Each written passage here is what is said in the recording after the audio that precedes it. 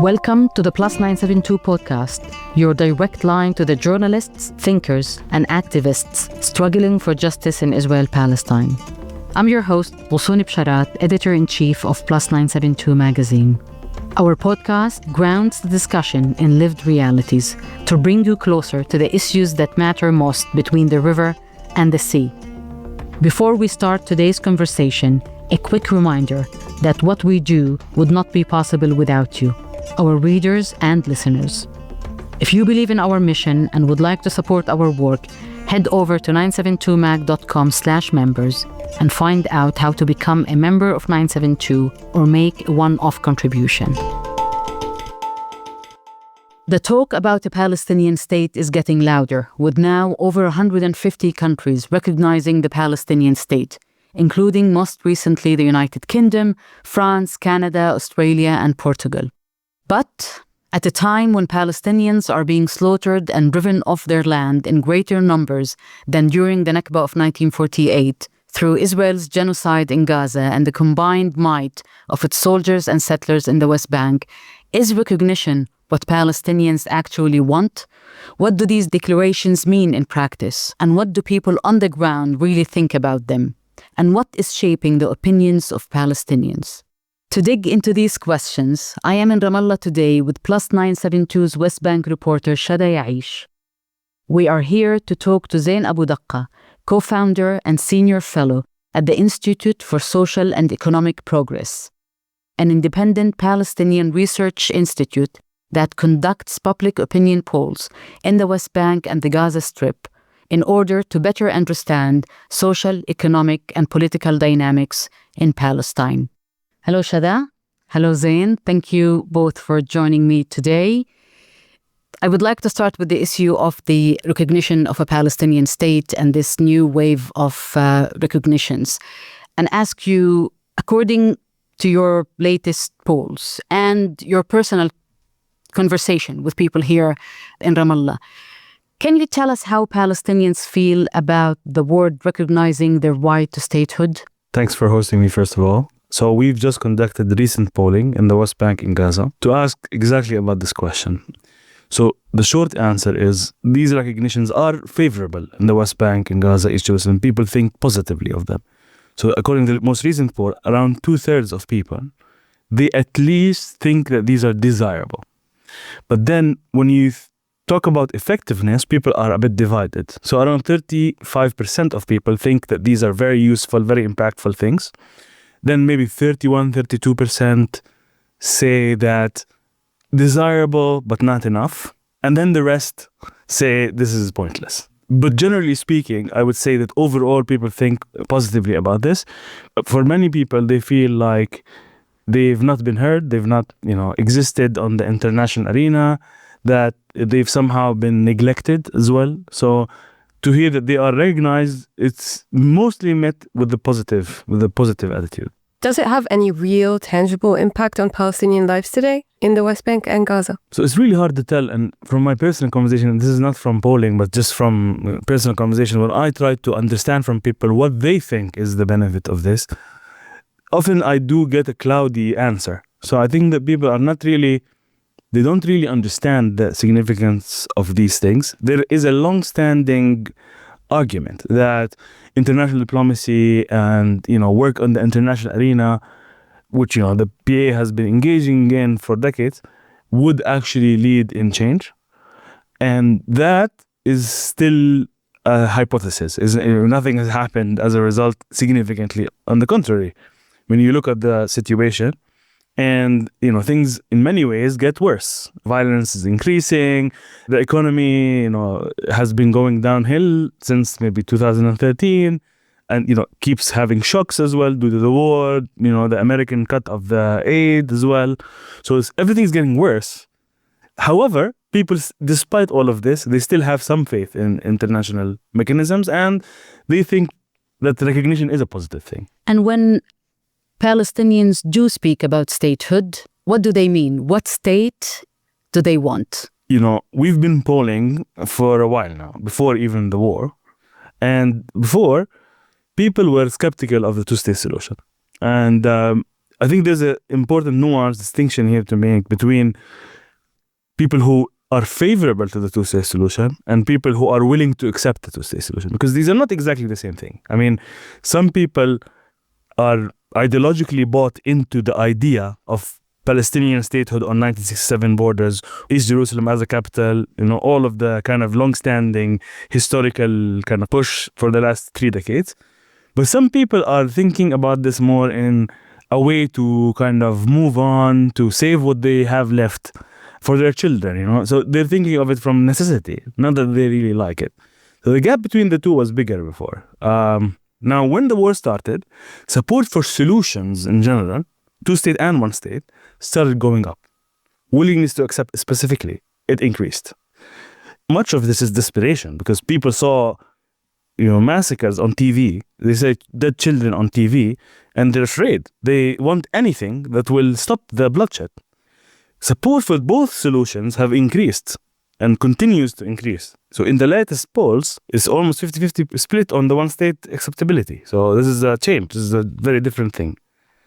So I think that in a way, the current situation has increased people's, commitment to ending conflict from the Palestinian side. Definitely not from the Israeli side, but from Palestinian side at least. But when we speak about two states, what state the Palestinians want? What kind of state? I'm not going to talk about territory, but actually in terms of the nature of the state, there's 2 main things that stand out. First of all, democracy. So when we ask people, what type of governance system should there be in Palestine?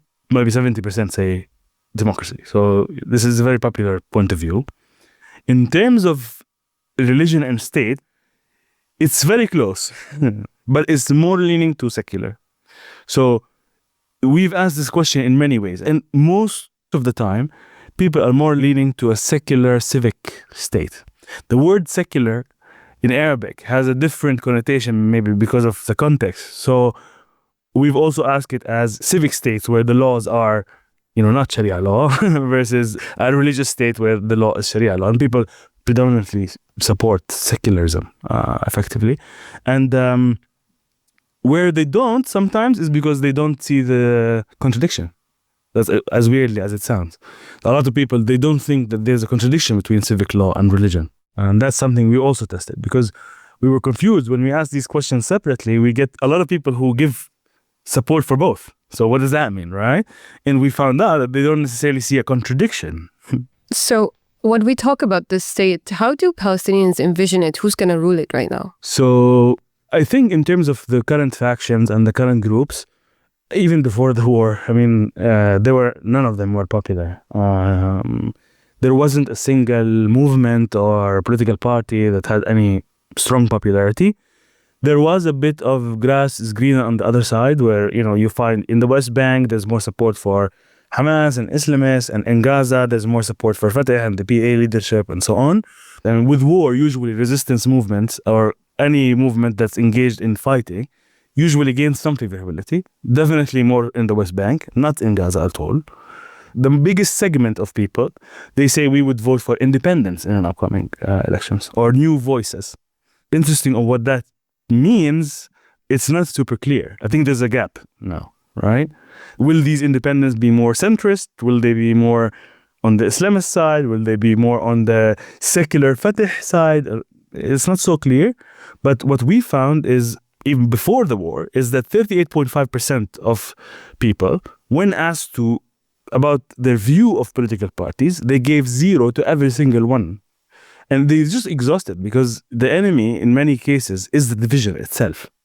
So it doesn't matter who's right or wrong. If you're participating in a situation that's division, that ended up being a very negative thing for Palestinians. So even today, when you ask people, who do you want to rule you, even to your question, they say a unity government. Unity. And that's what people want. It's so obviously, so clearly.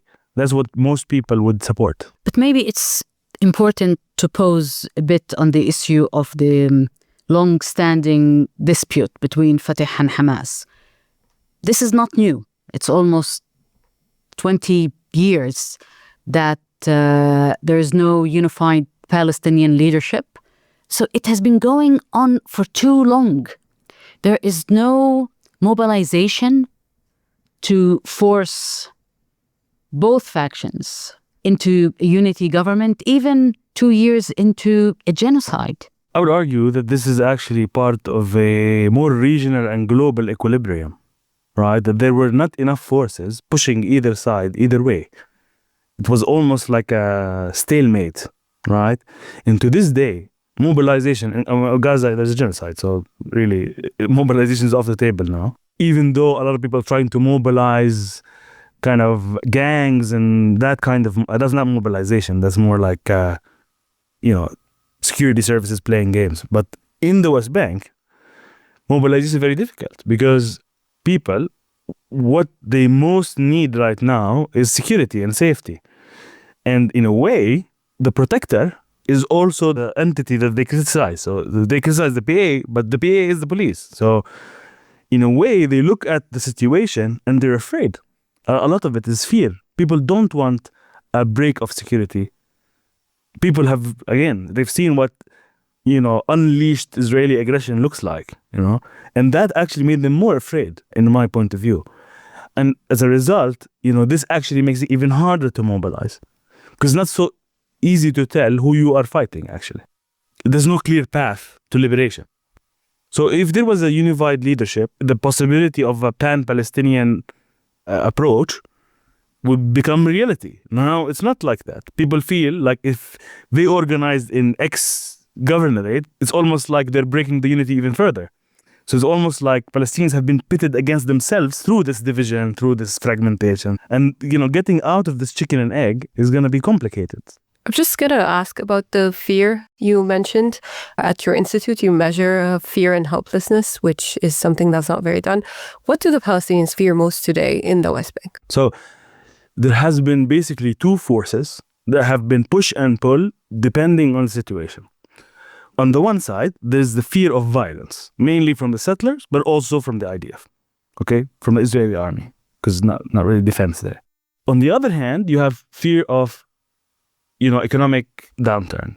And because a lot of people used to work in Israel, so they also lost their jobs. The Palestinian Authority is not able to pay salaries and all of these things. So a lot of people are also terrified about their ability to find the meal like in the next week. I mean, people are really afraid for their future. And when violent events, settler violence, aggression on the roads, I mean, most people have heard of it, living here have heard of it, and they worry about it every day. When it's heightened, fears are more focused on that. But then if there's like a few months of relative calm on that front, then you will find people are more concerned with the economy. So these are the two main forces in terms of fear. Since you're an economist and entrepreneur and you understand economy much better than... I try to understand it. Don't claim to understand it. Much better than me, at least. Can you help me understand what is happening with the Palestinian economy in the West Bank? I keep reading and hearing from people it's a hard one. that it's on the verge of collapse, that the economy is on the verge of collapse. Yes. Is it on the verge of collapse? Okay, so let's start thinking about what the Palestinian economy is, first of all. So before the PA, there was a Palestinian economy, obviously. So the Palestinians were there. They worked, they had businesses, they lived and paid, they had income, So there was like an economy there. A lot of it was services inside the towns, the Palestinian towns, but also a lot of it was industry and agriculture and other productive stuff. Now, when the PA happened, there was for a while a potential to improve that situation, add industry, create a more diverse industrial base, improve the economy and so on. However, the Second Intifada also happened not too long after that. Second Intifada famously destroyed a good chunk, maybe a third of the GDP got erased. Within 1 year, it was removed. So that, especially the productive sectors, for example, industry, agriculture, all of that stuff. The other part of this is that the market openness was a major part of this problem because Palestinians now for example, in Nablus, they used to make textile, they used to clothes. But now there's Chinese clothes, there's Turkish clothes, very cheap, very affordable, good quality. People they don't no longer find it affordable. Another dynamic is the creation of a bubble of jobs within the Palestinian Authority and services jobs to serve the people who are getting money through whether the international community jobs, non-profit, civil society, all these kind of better paying jobs. There's also a service economy shadow for that, right? So that also, a lot of people left the land and went to that, right? They went to desk jobs, easier to get, more steady income. You have the Palestinian Authority. A lot of people used to favor Palestinian Authority jobs because they have pension. I mean, that's another thing, right? So slowly, you had an economy that's slowly becoming a service-led economy that is kind of hollow. So in a way, it's always almost collapsing, right? It's almost like it's in electricity and there's a plug and the plug is kind of coming out, right? If you put it back, the system keeps going. If you put it out, it stops for a while.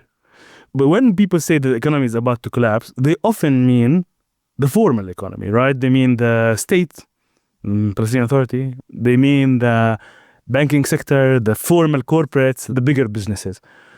But in terms of, people's livelihoods in kind of more periphery areas, it's less obvious. The aspect that affects those people the most is work in Israel. And I think an interesting question now for the future, I don't know the answer to it, is what's the future of that? So are Palestinians going to go back to work in Israel or not? Because if yes, then maybe no collapse, right? If no, then it becomes more complicated. Because for various reasons, all the aspects of the Palestinian economy are encircled. The other thing is about the Palestinian Authority finances. That's another big issue. So the Palestinian Authority, most of its income comes from, surprising, where it comes from? Our taxes. So the Palestinian Authority has improved its tax base significantly to the point that just before the war, maybe over 70% of all the money that the Palestinian Authority budget, that comes from Palestinian taxes. So when people are not working, it really does affect the Palestinian Authority budget. That's one thing. The other thing is the clearance revenue issue. It's often very complicated, but it's in a nutshell, in the Oslo Accords, the PLO signed that because they have no access to borders, that the Israelis will collect the tariffs, basically, the import taxes, and then they will, obviously very trustingly calculate them and file them for you and everything. They'll take a small 3% fee and then send you all that money directly to the PA budget. Now, obviously, that didn't work out. And so this is the money that, Smotrich and others keep holding hostage. This is the money. And this is the part that is totally in the hands, under the control Completely. of the Israeli government. 100%. And at the moment, they are not transferring. Yeah. And every year they come up with a different interpretation of why. So one time is because of the prisoners' salaries, and one time is because of something else. And also they deduct from that money arbitrarily without telling us why. For example, when there's a debt to the IEC, the Israeli electricity company, they decide they want to cut it. Then we ask, give us a more detailed breakdown of what the money is. They don't provide that. For example, there's also the workers in Israel. They have accumulated income tax, right? Where's that money, right? So they give us income tax, but it's not broken down to every individual. So we don't really know if it's true or not. So it's all kind of dependent on the goodwill of Israel. In a way, it's a glass ceiling with a lid. So it's like, if the Israelis want the Palestinians to stabilize, they'll just open the lid a bit. If they want to put them down, it's almost like a faucet that they have put on the entirety of the economy.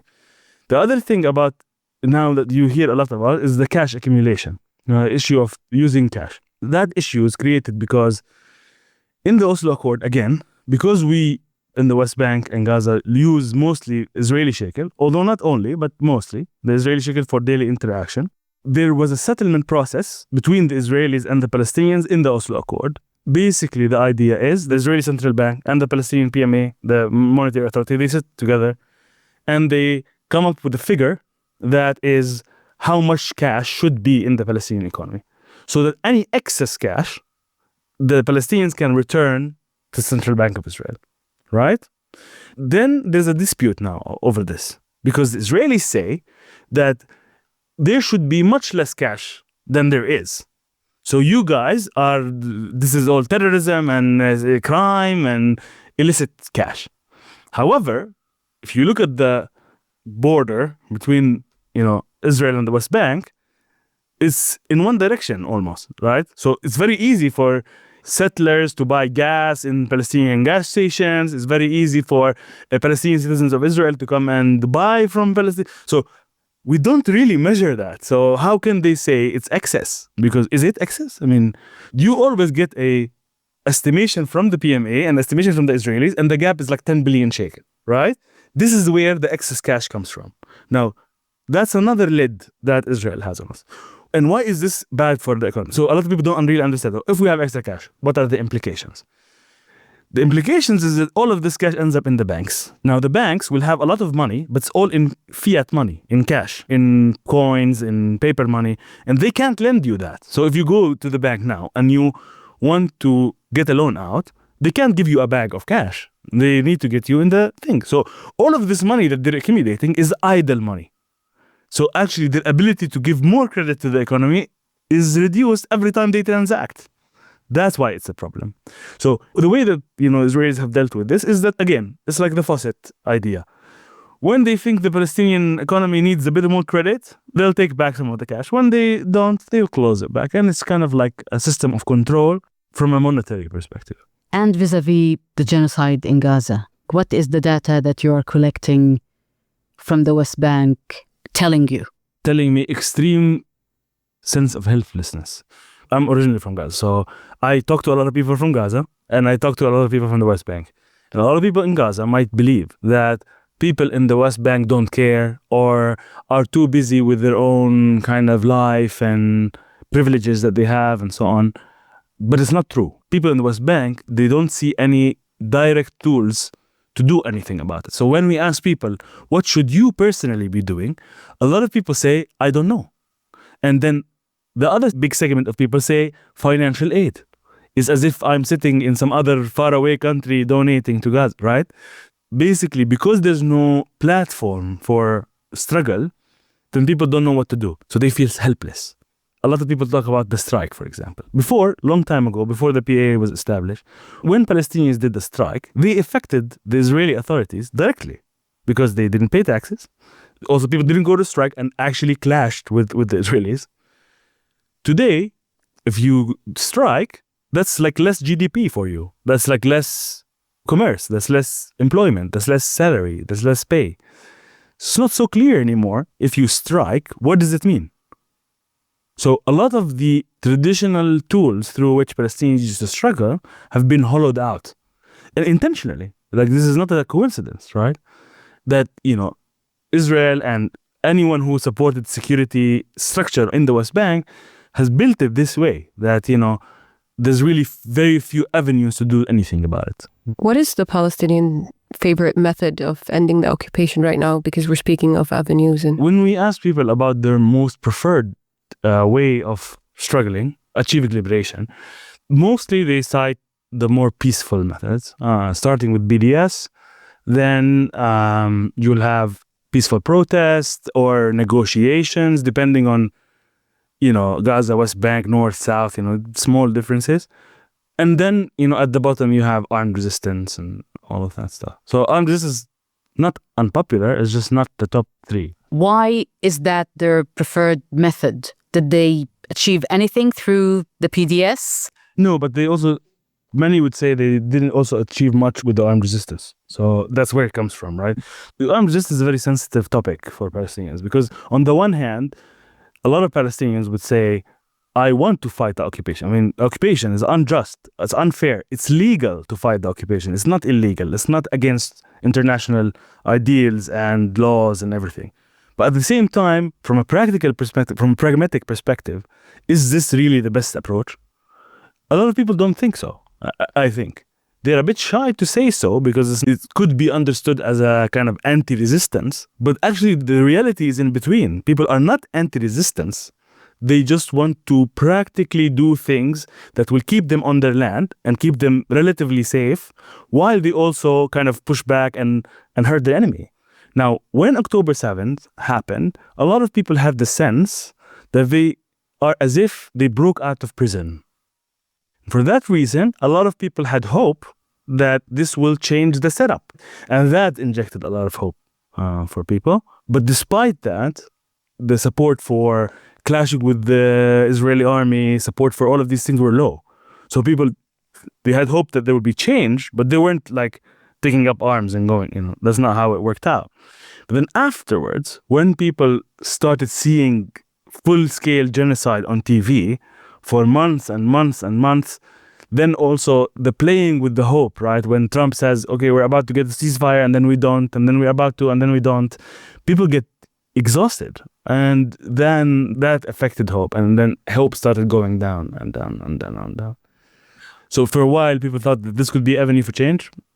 And then now it's looking more depressing than it used to look. But like one of the most commonly quoted statistics from Palestinian public opinion polling was, I think, around December 23.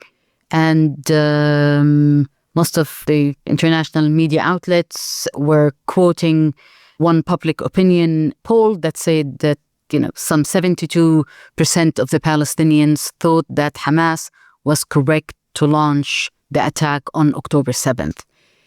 Is this consistent with your research and data? I think this is a bad polling question and a guiding question. This is a leading question. If I ask people, is armed resistance justified, yes or no question, most people will say yes. If I told them, what's the best approach to liberate Palestine? A minority of people would say armed resistance. So when you ask the questions in this counter-factual way, it's as if someone, Palestinians, were given a yes or no button and they had to decide. That's not simulating reality. That's not the real life situation, right? And I think this is a bad question. And I think it was cynically used by the media and by the Israelis to justify genocide. I think this is why these are questions that we would never ask in this fashion. So regarding the questions that you will ask, can you tell us a bit more about your methodology and the way you approach Palestinian public opinion? What is new about the way that you are doing your research? So when we started studying the Palestinian public, one of the main things that hit us was this black and white framing of Palestinians, right? And I would say that intentionally or not intentionally, many, even Palestinians, have played into this. For us, black and white is boring. We want more colors, we want more dimensions, we want more understanding. So this is where we came at this from. Now, we started also finding different ways to gauge people's views, even where it's difficult, or prohibited. For example, like in the Gaza Strip. So when the war first started, we didn't poll in the Gaza Strip, and we thought that it's unethical that we ask people now, maybe they're in a very bad situation. If you ask them, their answers might be misinterpreted or misconstrued. But then, because we have also data collection teams in Gaza, and they were telling us other people are talking on our behalf. We also have a view. And we said, okay, let's try it out. The other thing is about the selection of the questions and what are we asking about in the first place. So because we're trying to understand the population, the way that we work is that we look at theoretical frameworks that have been developed internationally, but also potentially gaps in those frameworks where we think that studying Palestine could fill that gap.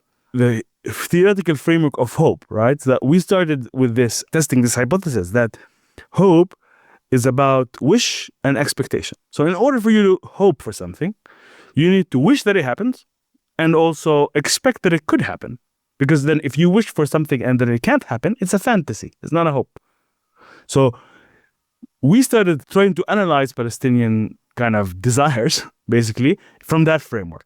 Is this something that people are hoping for and expecting that it's possible? And a lot of the times, for example, to answer why people weren't super enthusiastic about the political solution before the war, was is that they hoped for it, they wished it happened, but then they didn't think it was possible. I feel that a lot of people from reporting in the West Bank tell me that no one asks them what they really want, and you disagree with that? Yeah, I think that a lot of people ask us what we want. I mean, there's a lot of polling, there's a lot of research on Palestinians. Because people have put us in a frame, they will only hear when we say things that are within that frame. If we say anything else, then they don't want to listen to it. And I think that it's not necessarily that people don't ask us. It's just they ask us, but they don't listen to what we say back, oftentimes. A great example is this kind of poll that got picked up. We have polling, and we see what gets picked up by the media and what doesn't. So, very low support for Hamas in Gaza gets picked up, very popular view on the media, everyone wants to cite us, we become famous. All the other nuances, no one cares about. That's the reality of media also. So you're polling in Gaza right now. What are people wishing for right now other than to end the genocide? First of all, they want the genocide to end. And then people want, their basic needs met. And people also want for this to lead them to some unification with the rest of the Palestinian population. People don't want Hamas to rule Gaza. I mean, that's very strongly, they don't want that. They didn't like Hamas before the war, and they even like it much less now. I think even the people who are more sympathetic to Hamas, they don't see Hamas as a viable ruler of Gaza anymore because they want to get out of this debacle. A lot of people support, again, Palestinian Unity Government, which is code word for PA, but a bit more inclusive of Gaza, or the PA leadership. There's a big support base for there. People are, in a way, at this stage, they're willing to support pretty much any order that will stop the genocide and keep them in their place right now. So this is why, for example, on the 1 or 2 state solution, a majority of people in Gaza are willing to accept either. They just want a solution rather than a specific desire. Obviously, 2-state solution is much more favorable than one, but they're both majority. I'm going to tell you a bit about the reality of people in Gaza because that will make it clear why sometimes this question is very difficult to answer. Almost 90% of people, they don't eat regularly. I mean, people start going into survival mode. And in survival mode, it's like the law of the jungle. The strong eats the weak. If I can get food, I'll eat. If my neighbor can't, it's not my problem anymore because people are desperate. That's one thing. The other thing is the lack of law and order is a very, very big issue because that allows for people who have weapons, gangs, stuff like this, to dominate, to steal, to take food, to do all of that. And in fact, this is a major issue. More than 80% of Gazans, they think that this aid diversion is a major issue. They do blame Hamas for it, but most people, they blame Israel and gangs for it. So there is some sort of organized process to steal people's food and all of this stuff. So this also corrupts the soul of people, oftentimes. Also, another thing is that there's a huge number of now households that are headed by women that weren't like that before the war. And these women, a lot of them were, keeping a home, not going to get water, not doing all of these things. And they are suffering much more than many, many other groups of people because they weren't living in this situation before. And this is the first time they've lived in it. We know now from our polling multiple times that the percentage of families that get food from GHF are only 13%. So I don't know if this was meant to feed Gaza. It's really not feeding almost 90% of Gaza. So I was reading this testimony. I mean, part of the stuff we're collecting about this guy who went with his brother to collect aid. He got a bag of flour. His brother got shot. So he had to decide, do I take the bag of flour or my brother? He decided on the bag of flour, on the basis that he will come back to get his brother. And then he got back and he didn't find his brother. So this is the kind of situation that people are in. It's very hard to ask them about who would you vote for or what you want politically or any of this stuff. We still do, and honestly, testimony to the resilience of people in Gaza that they actually answer those questions.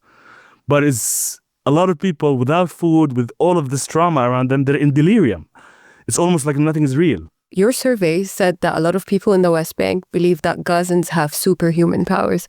Do you think that aspect is a bit dehumanizing because you are projecting on people in Gaza superhuman abilities while they're struggling to survive? I think that's why we asked that question, because we get two different views from West Bank and Gaza. So the people in the West Bank, they support the people in Gaza. They think of them as part of their nation. They're really in support of them, right? And therefore, sometimes, because of that, they might project onto them superpowers, right? And a lot of complaints sometimes come from Gaza exactly on this issue. Like, don't make this rosy, guys, because we're paying a price for this. This is not something we love to do. We're also forced to do it. So I think when we created these frameworks, we wanted to understand that within the Palestinians, not only without. Because West Bank Palestinians and Gaza Palestinians are separated, they also don't meet, most people don't meet Palestinians from Gaza, So it's very important that we do stuff to ensure that while we support them and are proud to have them, be this resilient and strong, we also don't, make them into some mythical creature. We're all responsible for this. It's not like Gaza is gonna fight for the rest of Palestinians and Palestinians are gonna sit on the couch and wait. Because that's an important thing to notify Palestinians in the West Bank also not to do. This is a real issue between the West Bank and Gaza. I think it's a consequence of a cutoff, basically, physical cutoff for years. And that sometimes when Palestinians support a certain idea or a certain position, it's not so clear that this is the better position. It's almost like irresponsible, right? It's almost like, I want this because, it sounds good, it's in line with my ideology, but I don't really care what the consequences are because they're not affecting me directly. And that is a way of life that we want not to promote among Palestinians. So this is kind of what we're learning from it. But again, we're also learning that this is not necessarily the case for most, right? So a lot of people, as I said in the beginning, they're very, very affected by what happens in Gaza. They understand a lot of them because, if you're from Jenin refugee camp, you really understand. I mean, it's not the same scale, but you've lost. Your kids have died. Your relatives have been imprisoned and so on. And this is not only one place. This is a lot of places in the West Bank. So just like, the inner city people, maybe a bit well off will think, yes, I support, fighting Israel till the last Gazan, But that's not necessarily the case for people who actually are on the front line, So it's also a dynamic within the Palestinian society.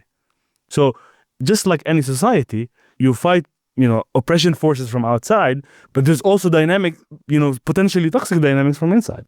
And we tried in this conversation to understand more what people both in the West Bank and Gaza think and feel and want. But the Palestinians from the West Bank and Gaza are about maybe 40% of the Palestinian people. What about the rest? The around 1.8 million Palestinians who are citizens of Israel, Palestinian refugees in neighboring Arab countries, Palestinians in the diaspora.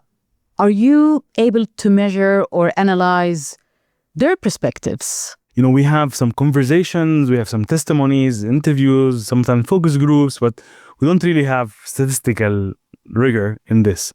But that does not mean that this shouldn't be the case. Because I think that this completes the conversation. There is, from the West Bank and the Gaza side, there is support for this kind of connection, right? And they predominantly feel one with them and that they want them to be part of Palestine. So they want to be part of governance also. So again, this is not statistical evidence, but I also feel the same energy coming from the other way around. Now, Zayne, you are creating a trove of knowledge about the Palestinians, what they think, what they feel, what they want. How do you want this data to be used? The more you study the Palestinian population, you understand that Palestinians are more similar to other people anywhere than they are put on a pedestal to be, right? And sometimes people, they are afraid of the complexity, of the contradictions, of the kind of, differences between Palestinians, the diverging, sometimes not, opinions.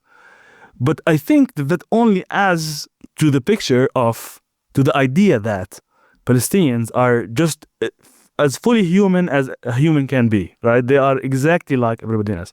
And sometimes sad that this is actually an aspiration because, Palestinians are human. It's not an opinion thing, right? It's a fact. However, and unfortunately, a big part of fighting, colonialism, a big part of fighting occupation is the fight against dehumanization. So I think the more we flesh out what Palestinians are, the more human they look. And the more people can look at Palestine as a place to demonstrate how people can fight against oppression for so long and hopefully eventually prevail. That's the story that we hope to one day capture in its full extent. Thank you, Zayne. Thank you, Shada. I think, what I really learned from this discussion is that the discussion must continue and must be expanded to all Palestinians, wherever they are. So thank you. Thank you. Thank you guys for hosting. This episode was produced by Jennifer Cutler, with help from the Plus 972 editorial team. Make sure to subscribe wherever you listen to podcasts and leave us a review. It really helps new listeners find the show. Visit 972mag.com for in-depth reporting, analysis, and opinions from the ground in Israel-Palestine. And do not forget to download the Plus 972 app and subscribe to our newsletters. Plus 972 Magazine is an independent, non-profit media outlet home to Palestinian and Israeli journalists committed to equity, justice, and freedom of information. Now, more than ever, independent media is essential. Please visit 972mag.com and click Support Us to become a member or make a one-time donation. Every contribution helps us continue to bring you reports and analysis from the ground, truthfully, critically, and without compromise. That's it for the Plus 972 podcast. Thank you for listening, and we will see you next time.